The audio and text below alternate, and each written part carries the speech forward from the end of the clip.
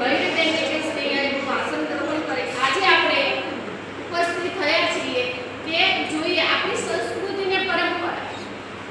તો અત્યારે શ્રાવણ માસ ચાલે છે, તો અત્યારે આપણે જોઈએ શિક્ષણ તો છે, પણ શિક્ષણ સાથે આપણે આપણી સંસ્કૃતિને પણ જીવિત રાખવી છે. કેવી રીતે કે નવા નવા ઉત્સાહ અને નવી નવી સંસ્કૃતિની પરંપરા પ્રમાણે આપણે નવા નવા તહેવારો ઉજવીએ છીએ.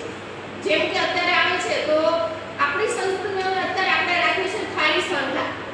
તો થાળીમાં સરસ રીતે આપણી દીકરીઓએ સરસ રીતે ભાગ લીધો છે ને ભાગના અંદર તમે જુઓ તો સંસ્કૃતિ આપણી પહેલાની સંસ્કૃતિમાં કેવી રીતે થાળી સંધાતા આપણે કોના જોડે આપણી માતાઓ જોડે, માતા આપણી દાદી, એવી જૂની જૂની જે પરંપરા છે એને આપણે અહીંયા લાવીએ છીએ. કેમ કે જો આપણે જૂની પરંપરાને લાવશું, આપણી સંસ્કૃતિને જાગૃત કરશું, તો આપણે આપણા દીકરા દીકરીઓને આપણી આની પેઢીઓ આપણે કહીએ ને તો સાંસ્કૃતિક પ્રોગ્રામ રાખવાનું કારણ એ છે કે આપણી આવનારી પેઢીઓ પણ આપણી સંસ્કૃતિ સાથે જળવાઈ રહે.